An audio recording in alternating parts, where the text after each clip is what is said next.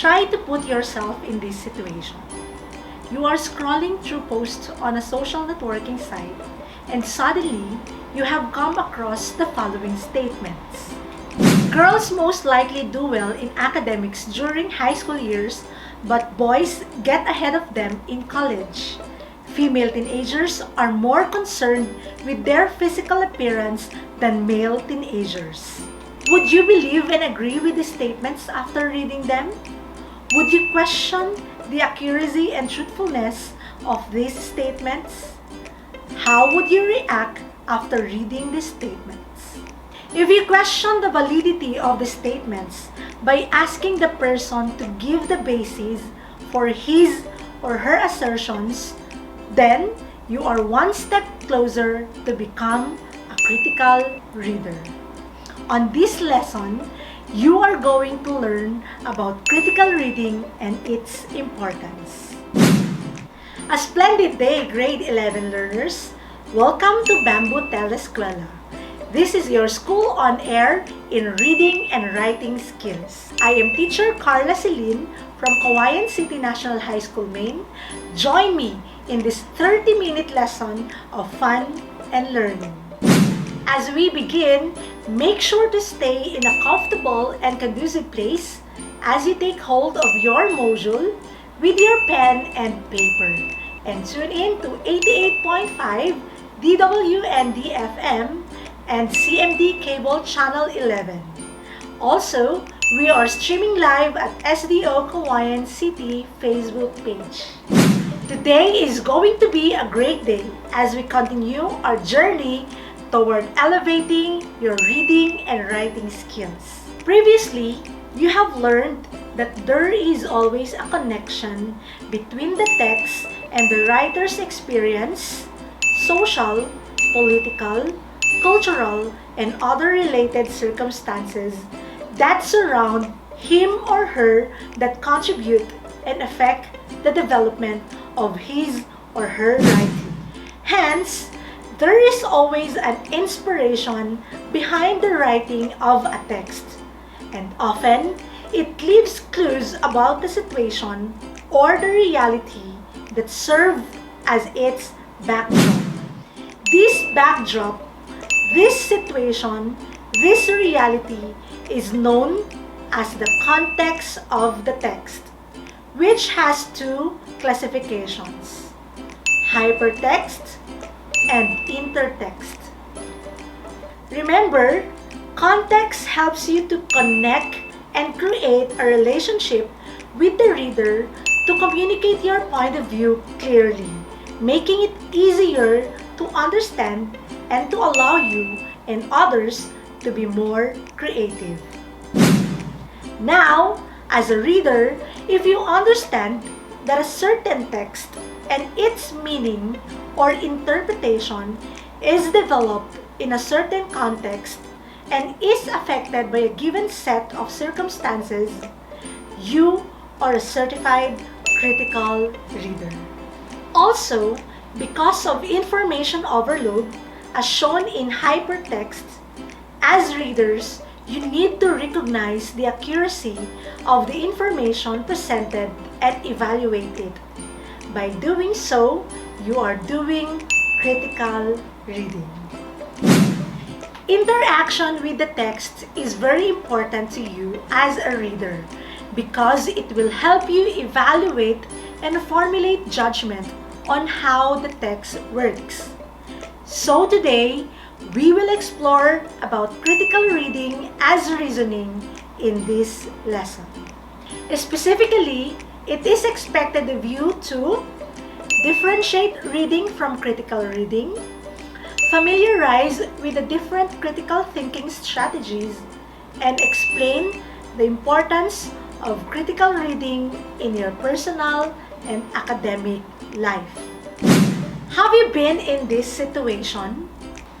Your phone vibrates, signaling a new message. So, you open the message. It is from a known number. But, what catches your attention is its content. You have won, and the only thing you need to do to claim your prize is to provide your personal information along with some credit card or bank account details. For sure, you have received such message. What was your initial reaction upon receiving this message? Did you believe right away?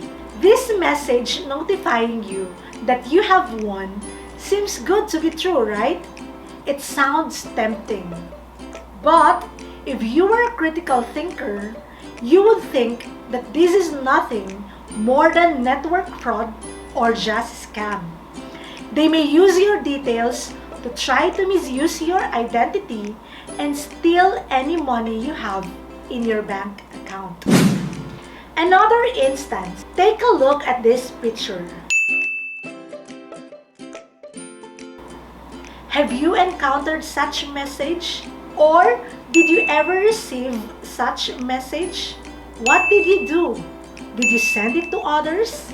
The picture is the Texas Chain Letter Massacre cartoon that suggests that if you don't forward the message on the computer to 10 friends, something tragic will happen to you in 24 hours. Sounds alarming, right? Some people who received were forced to forward this message because they did not want anything tragic to happen to them in the next day. Nothing ever really happens. However, the cartoon is successful at showing how force has an effect on you. This is where critical reading comes in. If you had scrutinized this kind of message mostly, you wouldn't believe and just disregard it. So, what do we mean by critical reading? Critical reading involves scrutinizing any information that you read or hear. It means not easily believing information offered to you by a text. Critical reading is an active process of discovery because when you read critically, you are not just receiving information but also making an interaction with the writer. The interaction happens when you question the writer's claims and assertions or when you comment on the writer's ideas. Critical reading is engaging yourself in a text or any material that you are reading.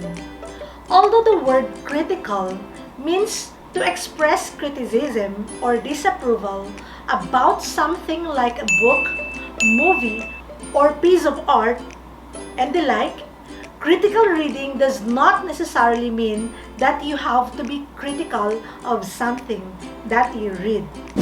Critical reading means engaging in what you read by asking yourself questions such as, what is the author trying to say? Or what is the main argument being presented? To read critically means you are thinking critically. This shows that you do not simply accept the message on the page. You bring to your reading your own experience and perspective and use this to separate yourself from the text and judge for yourself what you consider important, logical, or right. By reading critically, you find out the author's views on something, ask questions, evaluate the strengths and weaknesses of the author's argument, and decide to agree or disagree with it. Therefore, to arrive at a sufficient interpretation of the text, you need to become a critical and active reader. Let us differentiate simple reading from critical reading. The purpose of simple reading is to get a basic grasp of the text, while critical reading is to form judgments about how a text works. When you do simple reading, you try to absorb or understand the text while you analyze, interpret, and evaluate in critical reading. The focus of simple reading is what a text says, while critical reading focuses on what a text does and means. In simple reading, you may ask questions like, what is the text saying? What information can I get out of it? But in critical reading, you ask questions like, how does the text work? How is it argued? What are the choices made? The patterns that result? What kinds of reasoning and evidence are used? What are the underlying assumptions? And what does the text mean? You are against the text in critical reading rather than with the text. As a response, you describe, interpret, and evaluate how a text works in critical reading, whereas restatement and summary are done in simple reading. Now, what do we mean by reasoning? According to Merriam-Webster Dictionary, reasoning is an act of giving statements for justification and explanation. It is the ability of someone to defend something by giving out reasons. After elaborating these two concepts, critical reading and reasoning, what do we mean by critical reading as reasoning? You have learned that as a critical reader, you should be able to use textual evidence when asked by your teacher to support analysis of the implicit and explicit information presented by a writer in a text. Given the same text to other readers, you may encounter questions that will really require our answer. In that case, you should have the skills of reasoning out and giving analysis and evaluative statements. At this point, let us be familiarized with the different critical reading strategies. But first, try to think of and imagine this situation. A man is wearing black shoes, socks, pants, coat, gloves, and face mask. He is walking down a back street with all the street lamps off. A black car is coming towards him with its lights off, but somehow manages to stop in time. The question is, how did the driver see the man? If you would analyze and look into the given details of the given scenario, you would notice that the time where the event happened was not indicated. So, the driver saw the man because it was daytime. Have you thought of that answer? Another test of your critical reading and thinking skills. A man and his son are in a car accident. The father dies on the scene, but the child is rushed to the hospital. When he arrives, the surgeon says, "I cannot operate on this boy. He is my son." How can this be? Sounds tricky and confusing, right? If you would think and read critically, you would notice that there are three characters in this story: the father, the boy, and the surgeon. So, if the father dies, that means what is left for the boy is his mother, who happens to be the surgeon. So, the surgeon was his mother. If you were able to get the answers to the two situations, you are close to become a critical reader because you were able to exercise your judgment about the material being read and not just accepting or being satisfied with everything that is presented by the author without analyzing the points, especially the author's opinions, whether true, valid, or acceptable. Now, what are the critical reading strategies? First, annotating. It is the first strategy that you can use as a critical reader. It is underlining or highlighting the important ideas or points in a text, like thesis statement, topic sentence, supporting details, body of the material, and the conclusion. Second, contextual reading. In contextual reading, a reader studies the author of the text, the time or period when the author wrote it, and the important events that occurred during the time the text was written. Third, outlining. It's an overview of a document in which information and ideas are arranged according to hierarchy, the main idea being at the top, followed by the rest of the supporting ideas or subtopics. Fourth, summarizing. It's the condensing or writing of a material in the reader's own words. Fifth, paraphrasing. One way of understanding a text better is to paraphrase it, or putting or writing a text in your own words but maintaining the original information as given by the author. 6. Comparing and contrasting.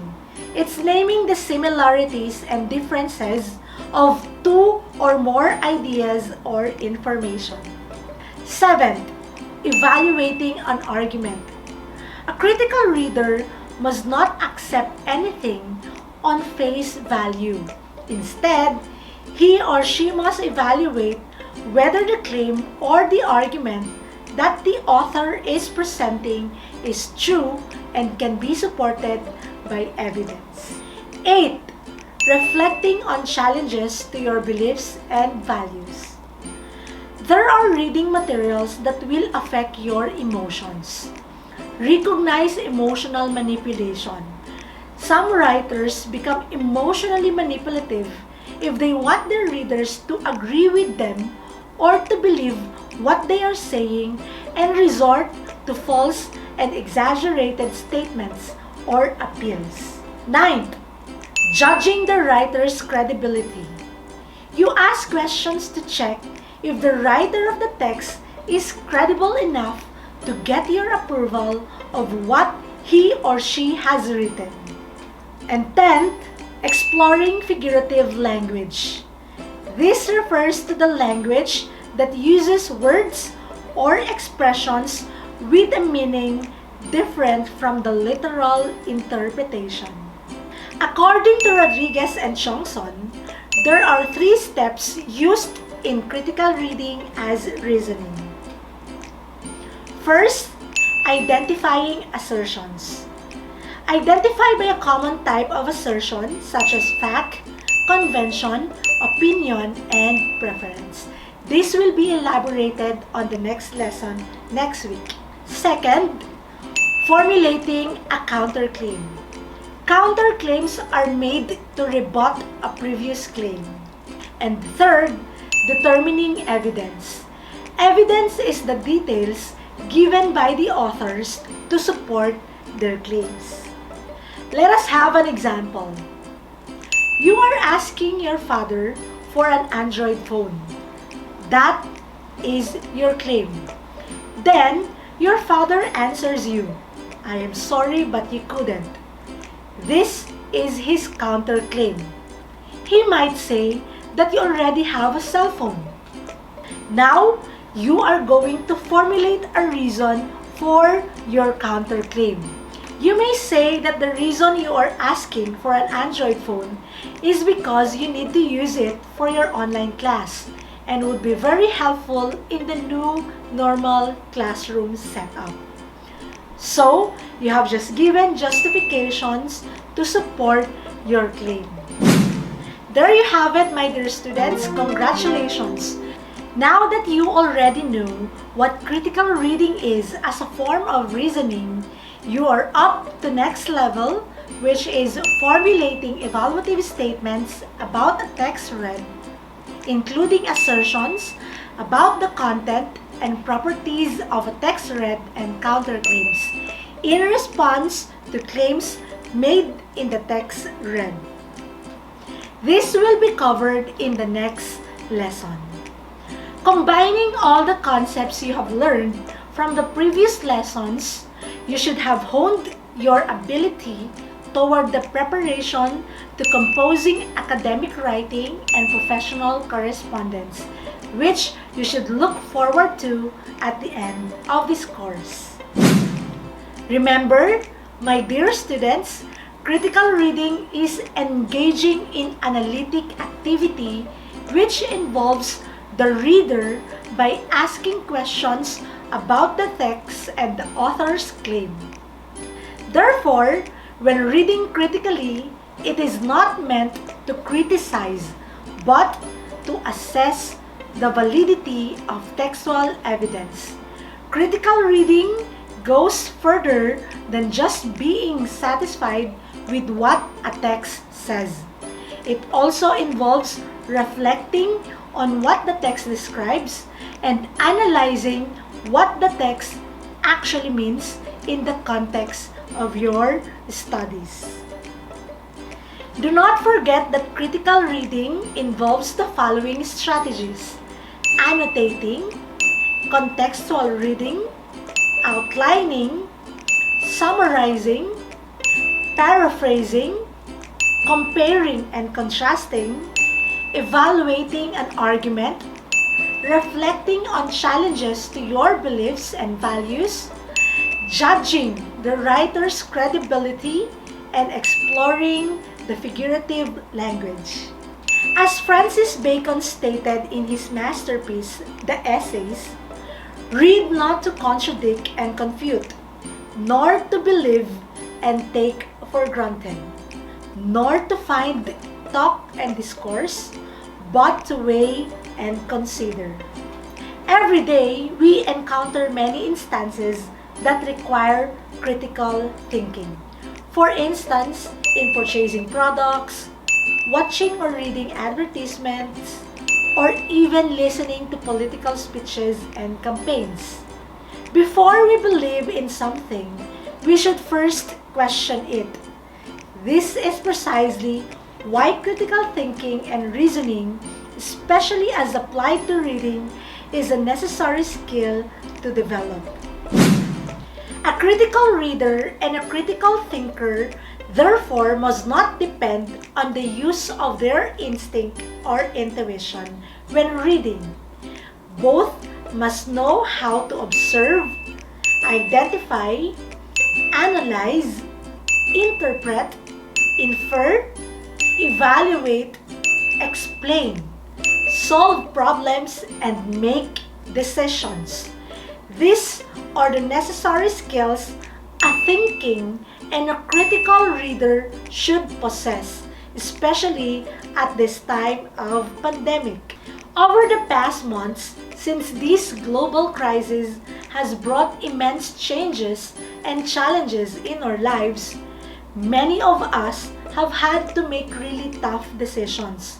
Like, should we all be wearing a face mask while going outside? Should we show up for an event even though basic safety and sanitary conditions are not in place?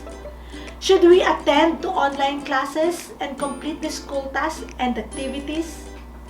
These are just few of the practical situations where you can employ critical thinking and critical reading. Critical thinking and critical reading therefore go hand in hand in helping you develop into a more active learner rather than being passive to the information, a learner who enables to learn at own pace and values individuality, a learner who puts critical and creative thinking at the heart of every learning experience, and a learner who really learns how to think, not what to think. This concludes our lesson, my dear learners. I appreciate and am grateful for doing your part. You did well. Great job. Keep it up. Tune in again next week for another exciting journey toward elevating your reading and writing skills only here on DWND-FM and CMD Cable Vision. Also, visit and follow SDO Kawayan City Facebook page for more live updates and information. I am Teacher Carla Celine, your teacher broadcaster for Bamboo Telescuela.